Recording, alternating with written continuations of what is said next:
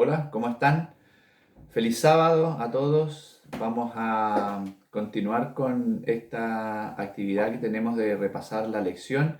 Esta semana cambiamos un poquito la modalidad. Les envié a mitad de semana una pequeña introducción de lo que iba a ser la lección y hoy quería compartir con ustedes más o menos a la hora que normalmente estamos en la iglesia estudiando y podamos hacer un repaso de lo que fue la lección de esta semana. Hay o hubo más bien aspectos súper interesantes de la continuidad de lo que va a ser el folleto de este trimestre.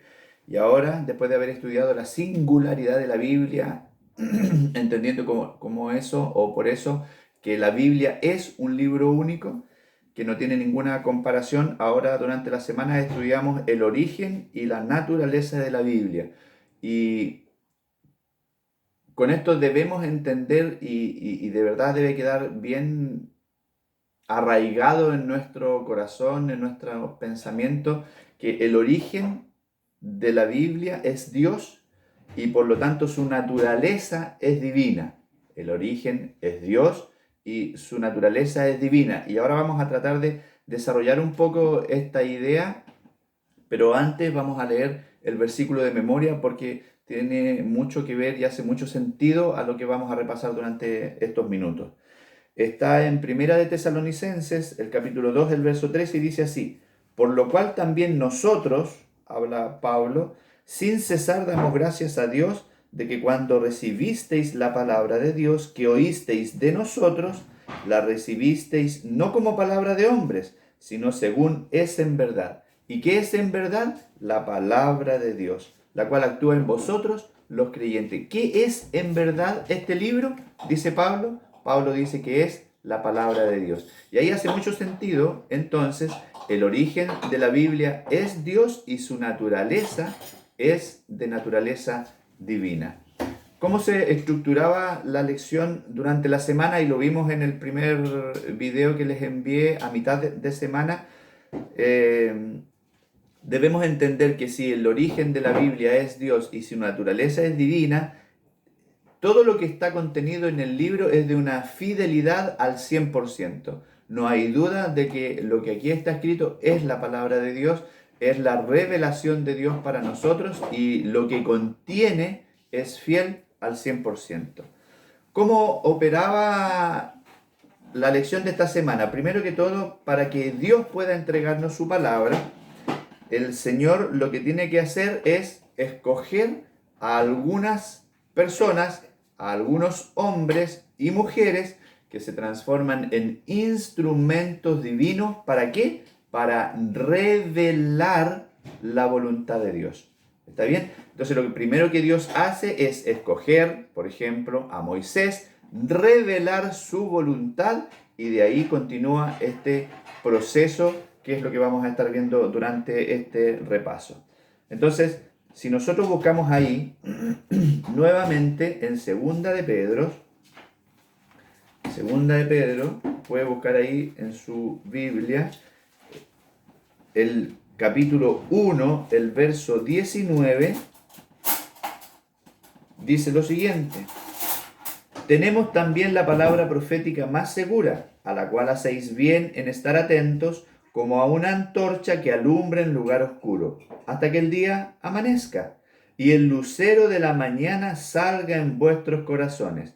Pero ante todo, entended que ninguna profecía de la Escritura es de interpretación privada, porque nunca la profecía fue traída por voluntad humana, sino que los santos hombres de Dios hablaron siendo inspirados por el Espíritu Santo. Dios escoge el instrumento y el instrumento es inspirado por el Espíritu Santo. Por lo tanto, lo que escribe esta persona es inspiración del Espíritu Santo. Después entendíamos o tratamos de entender cómo es el proceso de inspiración, ¿cierto?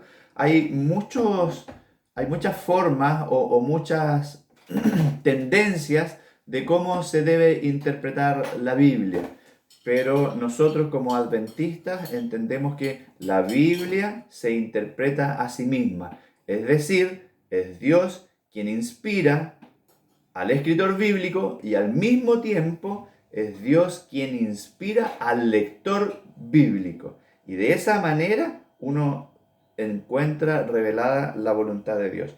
Vamos a leer ahí en Deuteronomio el capítulo 18. Busquen conmigo, por favor, Deuteronomio el capítulo 18 dice lo siguiente. Deuteronomio 18, 18. Está escrito así: un profeta como tú les levantaré en medio de sus hermanos. Pondré mis palabras en su boca y él les dirá todo lo que yo mande. ¿Se dan cuenta que el proceso de inspiración ni siquiera es un dictado de parte de Dios en que él diga a Moisés, por ejemplo, entendiendo el versículo que acabamos de leer, que Dios le esté dictando a Moisés lo que él deba escribir? Pero sin embargo dice que Dios pondrá sus palabras en su boca. ¿Cómo debemos entender esto? Dios inspira al ser humano sus pensamientos y también inspira lo que escribe. No dicta, sino que inspira lo que escribe. ¿Y cuál es el proceso que continúa después de esto? Busquemos Romanos 15:4 antes de dar esa siguiente idea. Romanos 15:4. Entendamos entonces de que Dios inspira a través del Espíritu Santo los pensamientos del escritor bíblico. Y Romanos 15:4 dice lo siguiente: las cosas que se escribieron antes para nuestra enseñanza se escribieron, a fin de que por la paciencia y la consolación de las Escrituras tengamos esperanza. Entonces, ¿cuál es el proceso que viene después de haber sido inspirado? El escritor bíblico debe escribir y registrar lo que Dios inspiró en su corazón o en sus pensamientos. Y entendemos por qué. Porque si Moisés hubiese transmitido, si Dios no le hubiese dado esta instrucción de escribir y Moisés solamente hubiese transmitido de generación en generación, lo más probable es que hoy día no hubiésemos tenido el relato fidedigno. Ese 100% de fidelidad que yo les había hablado al principio se hubiese perdido en estos casi 6.000 años o 5.000 años desde que escribió aproximadamente Moisés. Entonces, el proceso es escoger al instrumento, inspirar el instrumento y después el instrumento humano debe escribir lo que Dios le ha dictado. Busquemos ahí nuevamente en el Antiguo Testamento el libro de Éxodo, el capítulo 34. Éxodo 34, el verso 27 dice lo siguiente: Jehová dijo a Moisés: escribe tú estas palabras, porque conforme a estas palabras he hecho un pacto contigo y con Israel. El objetivo de Dios al instruir a Moisés a escribir era que el pueblo en ese minuto no olvidara cuál era la palabra de Dios, cuál era la voluntad de Dios. Y leíamos delante en Romanos que todo lo que fue escrito antes para nuestra edificación fue escrito, para que a través de la consolación de las Escrituras nosotros tengamos esperanza. Entonces, ¿se imaginan ustedes que los apóstoles, las personas que vivieron en el tiempo de Jesús, tenían todo el Antiguo Testamento con instrucción de parte de Dios para saber su voluntad, para saber qué hacer, para saber cómo conducirse? Y nosotros hoy día tenemos el Antiguo y el Nuevo Testamento, que es la palabra de Dios, para saber precisamente lo mismo: qué hacer, cómo conducirnos, cómo comportarnos, en el fondo para conocer la voluntad de Dios. Yo les había comentado en el primer video, y quiero leérselos textual ahora, hermanos. Quiero que entendamos lo siguiente para poder pasar a la última etapa del repaso. La forma de ver y entender el origen y la naturaleza de la Biblia. ¿Cuál era el origen de la Biblia? Dios. ¿Y cuál era su naturaleza? Divina. Si nosotros quitamos a Dios en el origen de la Biblia, entonces la Biblia no tiene ningún sentido para nosotros. Sigo leyendo, o vuelvo a leer. la forma de ver y entender el origen y la naturaleza de la Biblia tiene un gran impacto en el papel que desempeña la Biblia en nuestras vidas y en la iglesia en general. Si nosotros quitamos a su autor, Dios, y quitamos su naturaleza divina, entonces la Biblia no tiene sentido ni para mí ni para ti. La Biblia no tiene esa capacidad de transformar la vida si es que su autor no es Dios y su naturaleza no es divina. Se transformaría en un simple libro. Y para eso, entonces, yo quiero invitarlos a leer en Hebreos. En Hebreos, el capítulo 11. Todos saben y conocen de qué se trata Hebreos 11. Si yo les pregunto ahora a ustedes que me digan de memoria Hebreos 11:1, todos sabrían y podrían recitarlo, ¿cierto? Es pues la fe, la certeza de lo que se espera, la convicción de lo que no se ve, ¿cierto? Y después en Hebreos 11 nosotros lo que encontramos es, o lo que conocemos, la galería de la fe, en donde empieza a nombrar a varios patriarcas, a varios profetas, a varios personajes de la Biblia que en el fondo dicen que por fe ellos lograron y alcanzaron grandes victorias, podríamos decir, obtuvieron grandes logros. Y también el mismo capítulo dice que sin fe es imposible agradar a Dios. Por lo tanto, si nosotros estamos entendiendo que la Biblia tiene su origen en Dios, porque Él escogió a una persona, inspiró a una persona y también le ordenó escribir, nosotros por fe debemos aceptar que es así y que la Biblia tiene un origen en Dios con una naturaleza divina. Leo para ustedes Hebreos 11 desde el versículo 3 al 6. Sigan conmigo la lectura. Por la fe comprendemos que el universo fue hecho por la palabra de Dios. Génesis 1:1. De modo que lo que se ve fue hecho de lo que no se veía.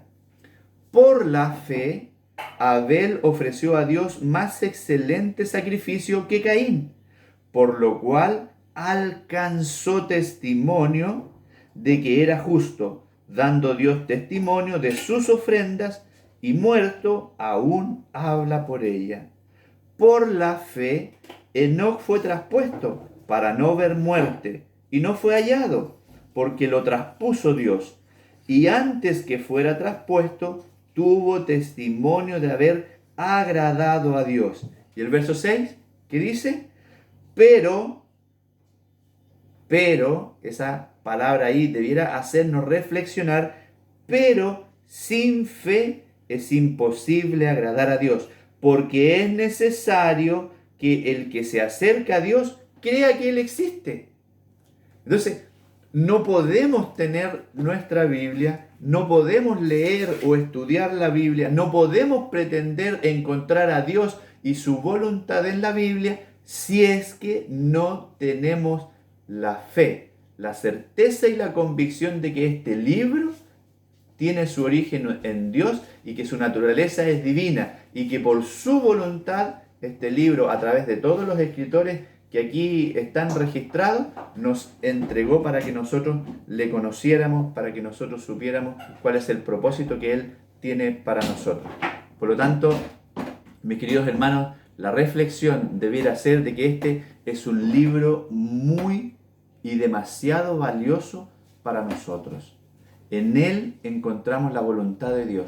Y la voluntad de Dios, si es que pudiéramos resumirla en pocas palabras, es que tú y yo seamos salvos. ¿Y qué significa ser salvos? Significa que vamos a vivir por la eternidad junto a Dios, junto a Jesús. Vamos a conocer muchas cosas, vamos a descubrir cosas que hoy día no imaginamos, porque Dios quiere pasar la eternidad junto a ti y junto a mí. Cuando estudiemos la Biblia, pensemos que al abrirla es Dios quien hablará a nuestro corazón. Quiero agradecer, hermanos, su compañía en esta mañana de sábado, desear que Dios les bendiga e invitarlos a orar para terminar, pidiendo a Dios su dirección y también su inspiración, para que cada vez que abramos la Biblia podamos escuchar realmente su palabra. Vamos a orar. Querido Señor, muchas gracias por esta mañana de sábado. una mañana de sábado distinta, que podemos estudiar y repasar la lección de una manera distinta, pero a pesar de ello, Señor, comunicados los unos con los otros. Pedimos por favor su bendición, que el mismo Espíritu que inspiró a los escritores bíblicos sea quien nos inspire en el estudio de su palabra. Que Él pueda, Señor, abrir nuestra mente y hacernos entender cuál es tu santa y divina voluntad para nuestras vidas. Pedimos estos favores en el nombre de Jesús. Amén. Nos vemos, hermanos, en un próximo repaso. Que Dios les bendiga.